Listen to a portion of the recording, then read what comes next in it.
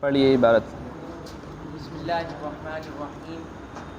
ثمرة علم الفقه بمعرفة الفقه والعمل به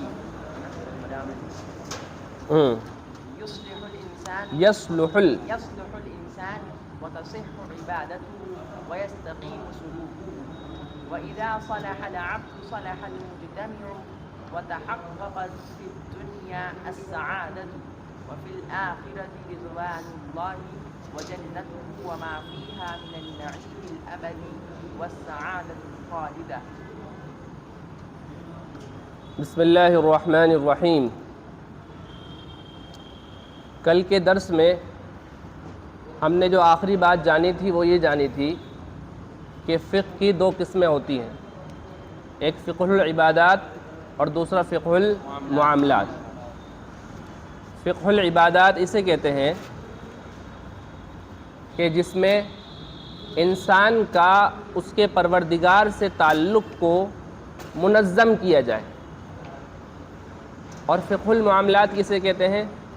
یعنی عبادت تو کہتے ہیں ہر اس چیز کو جس چیز کے ذریعے سے مقصد یہ ہو کہ اس کا تعلق اس کے رب کے ساتھ بنا رہے، اور معاملات کہتے ہیں جس میں یہ ارادہ کیا جائے کہ بندے کا تعلق دوسرے بندے سے بنا رہے. آج کے درس میں سب سے پہلی بات جو ہم پڑھنے جا رہے ہیں وہ ہے ثمرۃ علم الفقہ. ثمرہ یعنی ہوتا ہے نتیجہ، ٹھیک ہے؟ ویسے اس کا اصل مطلب آتا ہے پھل، ہے نا؟ تو پھل بھی کیا ہوتا ہے؟ نتیجہ ہوتا ہے کسی چیز کا، محنت کا نتیجہ ہوتا ہے نا. آدمی کھیتی کرتا ہے، پیڑ لگاتا ہے، پانی دیتا ہے، رکھوالی کرتا ہے، کس لیے کرتا ہے؟ ثمر کے لیے، کہ کوئی نتیجہ نکلے گا، وہ نتیجہ ہوتا ہے. تو علم فقہ کا نتیجہ کیا ہوتا ہے؟ کیا فائدہ ہوتا ہے اس سے؟ فرما رہے ہیں بمعرفت الفقہ والعمل به یصلح الانسان. علم فقہ کو جان کر اور پھر اس پر عمل کر کے انسان سدھر جاتا ہے. کیا ہو جاتا ہے؟ صلح یصلح، سدھرنا، نیک ہونا، انسان نیک بن جاتا ہے. وتصح عبادته، اس کی عبادت صحیح ہو جاتی ہے. ویستقیم سلوکہ، انسان کا کیریکٹر یہ اچھا ہو جاتا ہے، سیدھا ہو جاتا ہے، ٹھیک ہے؟ وَإِذَا صَلُحَ الْعَبْدُ، جب بندہ نیک بن جاتا ہے، صَلُحَ الْمُجْتَمَعُ، تو پوری سوسائٹی نیک بن جاتی ہے، پورا معاشرہ نیک ہو جاتا ہے. کیونکہ معاشرہ جو ہوتا ہے وہ افراد کے مجموعے کا نام ہی تو ہوتا ہے نا؟ وَتَحَقَّقَتْ فِي الدُّنْيَا السَّعَادَةِ، دنیا کے اندر سعادت آ جاتی ہے، خوشحالی آ جاتی ہے. تحقق یعنی متحقق ہونا، یقینی ہو جانا. دنیا کے اندر کیا آ جاتی ہے؟ پراسپیریٹی، خوشحالی، سعادت. وفی الآخرتی رضوان اللہ، اور آخرت میں اللہ کی رضا حاصل ہوتی ہے. وجنتہ، اللہ کی بنائی ہوئی جنت حاصل ہوتی ہے. وما فیہا من النعیم الابدی والسعادت الخالدہ، اور جنت کی جو سرمدی نعمتیں ہیں ہمیشہ رہنے والی وہ حاصل ہوتی ہیں، اور ساتھ ہی ساتھ میں ہمیشہ باقی رہنے والی خوشی نصیب ہوتی ہے. آگے چلیں. حکم تعلم الفقہ، جب ہر چیز کا حکم ہے جو بھی انسان کرے تو علم فقہ سیکھنے کا بھی کچھ حکم ہوگا. کیا یہ فرض ہے یا واجب ہے یا سنت ہے یا مستحب ہے یا مکروہ ہے یا مباح ہے؟ کیا ہے آخر یہ علم فقہ کا سیکھنا؟ فرماتے ہیں تو علم فقہ کے سیکھنے کے حکم کو دو جگہ انہوں نے تقسیم کیا ہے. پہلے تو الف لکھ کر، یعنی علم فقہ کا ایک ہی حکم نہیں ہے، کبھی اس کا حکم ہوتا ہے فرض عین۔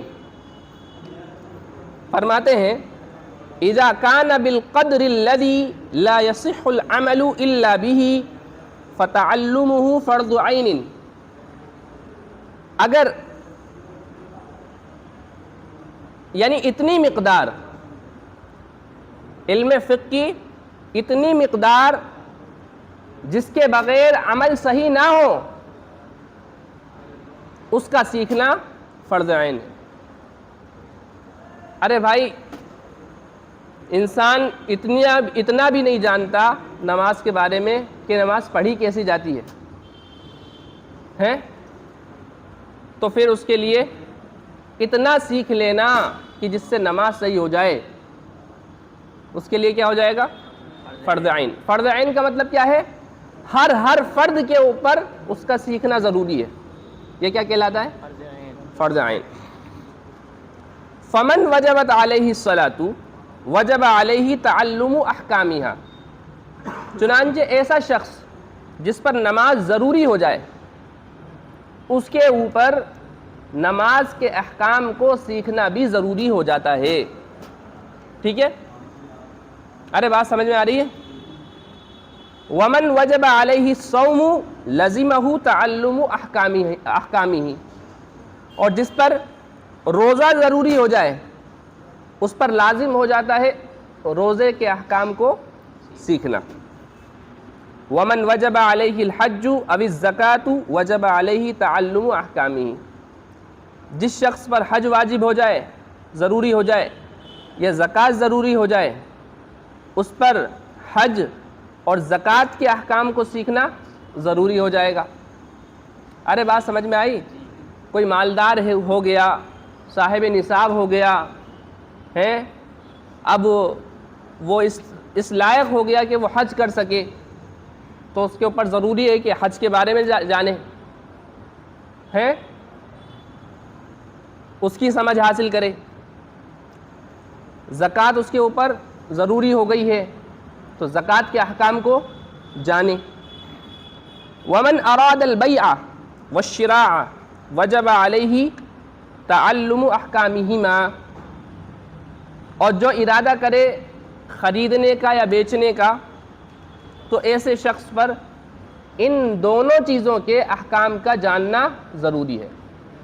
یعنی خریدا کیسے جاتا ہے، کیا کیا احکام ہیں، کن چیزوں کو کرنا ہے، کن چیزوں کو نہیں کرنا، بیچا کیسے جاتا ہے، بیچتے وقت کون سے کام کرنے کے ہیں، کون سے کام نہیں کرنے کے ہیں، ان سب چیزوں کو سیکھنا ضروری ہو جاتا ہے۔ بات سمجھ میں آ رہی ہے؟ آگے چلیں۔ تو یہ تو ہو گیا ایک حکم، کس کا؟ علم فقہ کے سیکھنے کا۔ کیا؟ فرض عین، کہ جس پر جو کام ضروری ہو گیا، اس کام کے احکام کو جاننا بھی اس کے لیے ضروری ہو گیا، فرض عین ہو گیا۔ با، اب با کے تحت میں یہ دوسرا حکم درج کر رہے ہیں علم فقہ سیکھنے کا۔ وما زاد على ذلك من مسائل الفقہ واحکامہ مما لا يحتاج الیہا حالا فتعلمها فرض کفایۃ امتثالا لقوله تعالی اعوذ باللہ من الشیطان الرجیم فلولا نفر من كل فرقة منهم طائفة ليتفقهوا في الدين ولينذروا قومهم اذا رجعوا اليهم لعلهم يحذرون۔ دوسری بات یہ بیان فرما رہے ہیں مصنف کہ اس کے علاوہ، یعنی اوپر جو بات بتائی ہے کہ جو چیز جس انسان پر فرض ہو جائے، ضروری ہو جائے، اس کے احکام بھی اس کے لیے سیکھنا ضروری ہو جاتے ہیں، فرض ہو جاتے ہیں۔ اس کے علاوہ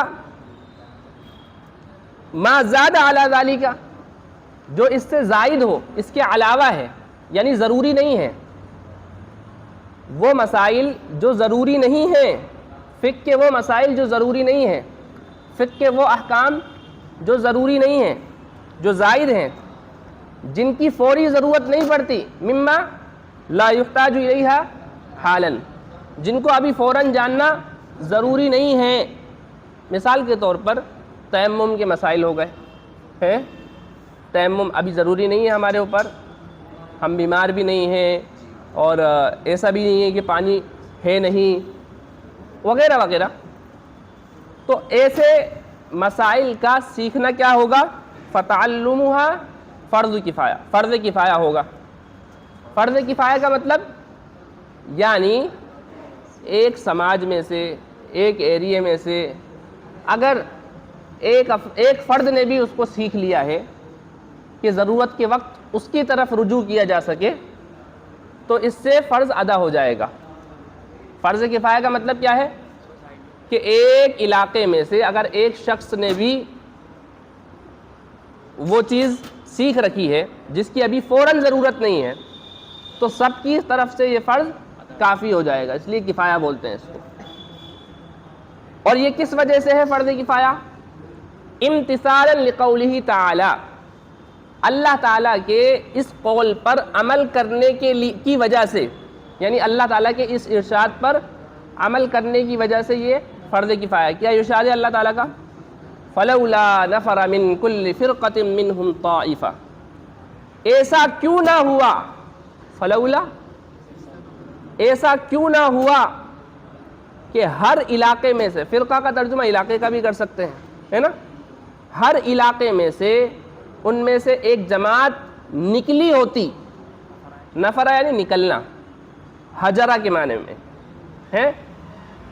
کیوں نہ نکلی ان میں سے ہر علاقے میں سے ایک جماعت جو کہ تفقہ حاصل کرتی، سمجھ بوجھ حاصل کرتی دین میں، اور تاکہ وہ ڈرائے اپنی قوم کو جبکہ ان کی طرف لوٹ کر آئے، لعلہم یحذرون، تاکہ وہ چوکن نہ ہو جائے.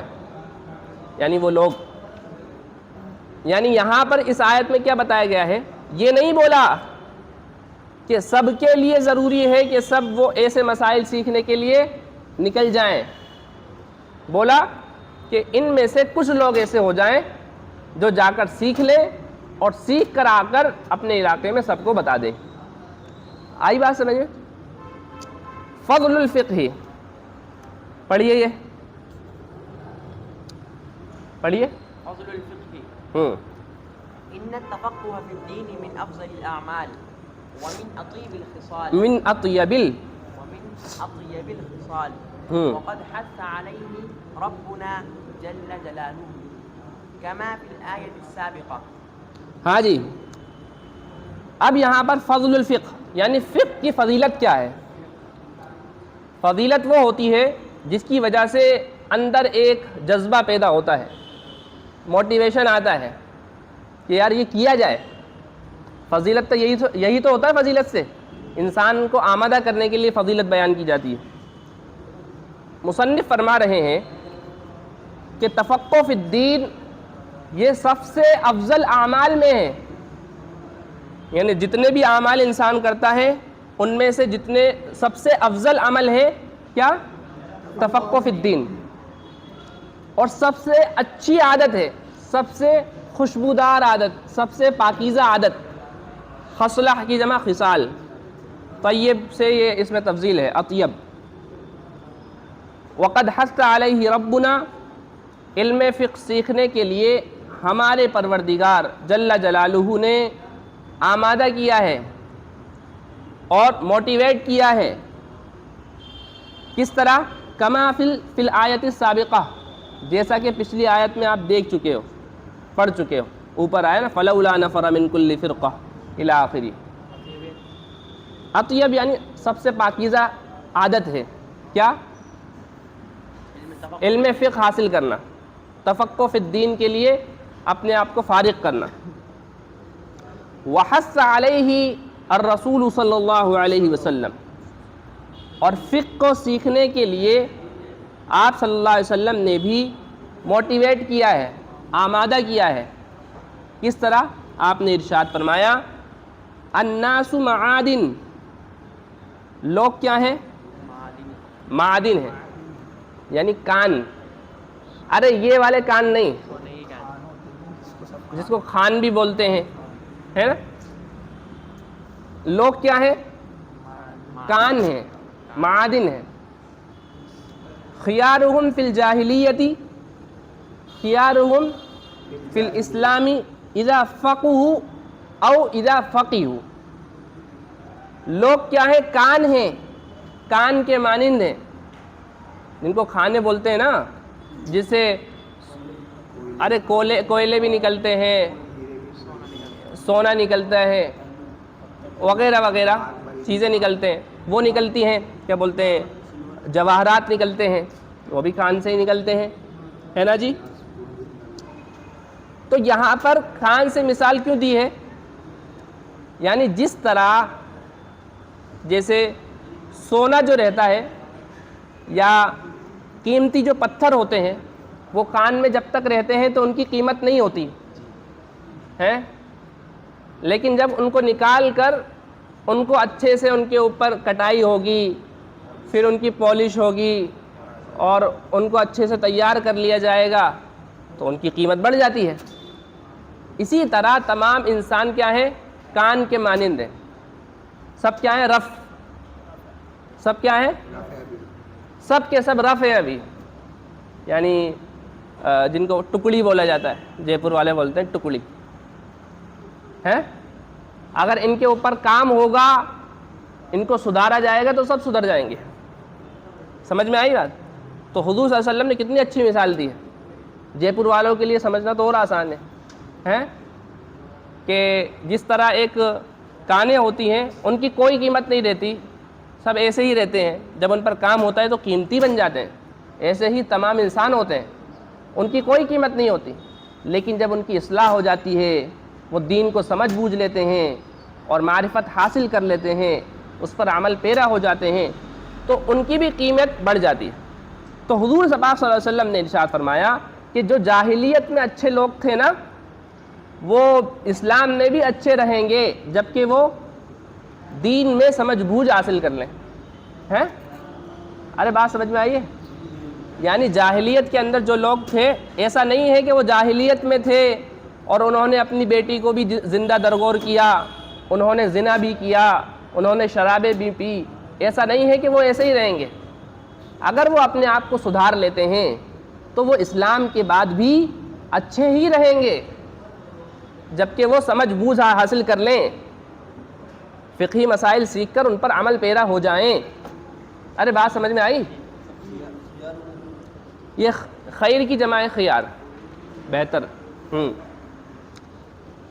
وقال صلی اللہ علیہ وسلم، اور آپ صلی اللہ علیہ وسلم نے ارشاد فرمایا، من یرید اللہ بہ خیرا یفقہہ فی الدین، کہ اللہ تعالیٰ جس کے ساتھ خیر کا ارادہ فرماتے ہیں اس کو دین میں سمجھ بوجھ عطا فرماتے ہیں. وقد امر اللہ سبحانہ وتعالی نبیہ ان یسألہ الزیادۃ من العلم الشرعی، اور اللہ تعالیٰ نے اپنے نبی جناب محمد الرسول اللہ صلی اللہ علیہ وسلم کو یہ حکم فرمایا کہ اللہ تعالیٰ سے علم شرعی کے اضافے کا سوال کرتے رہیں، مانگتے رہیں اللہ تعالیٰ سے کہ میرے علم کو بڑھا دے. کیا فرمایا اللہ تعالیٰ نے؟ وَقُلْ رَبِّ زِدْنِي عِلْمًا.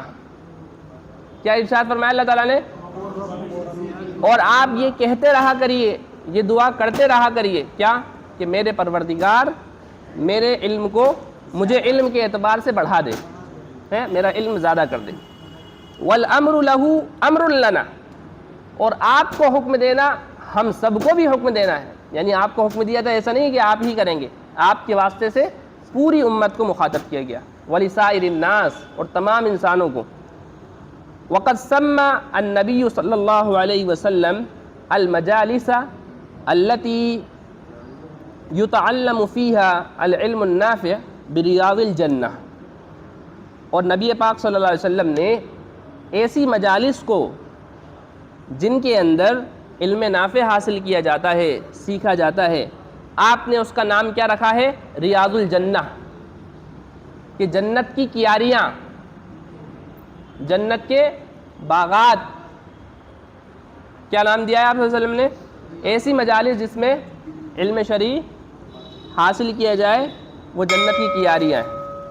وَأَخْبَرَ، اور اللہ کے رسول صلی اللہ علیہ وسلم نے خبر دی کہ ان العلماء هم ورثۃ الانبیاء، کہ علماء جو ہیں یہ انبیاء کے وارث ہیں۔ وارث کون ہوتا ہے؟ جو بعد میں آنے والے ہوتے ہیں وہ وارث ہوتے ہیں، جو بعد میں ہمارے بعد مالک ہوں گے۔ ایک بیٹا اپنے باپ کا وارث ہوتا ہے، جب باپ چلا جاتا ہے دنیا سے تو باپ کی جتنی بھی مال ہوتا ہے ان کا وارث، ان کا مالک بیٹا بنتا ہے۔ تو انبیاء کے چلے جانے کے بعد انبیاء کا جو کام تھا اس کے وارث کون ہیں؟ علماء، یعنی لوگوں کو خیر کی طرف بلانا، اللہ کی طرف بلانا، ٹھیک ہے۔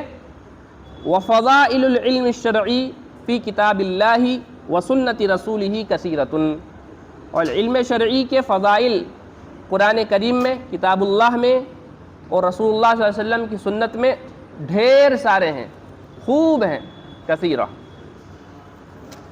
آگے پڑھیں ہیں جی، بس تو بہت تھوڑا پڑھا ہے یہ تو، چلیے ٹھیک ہے۔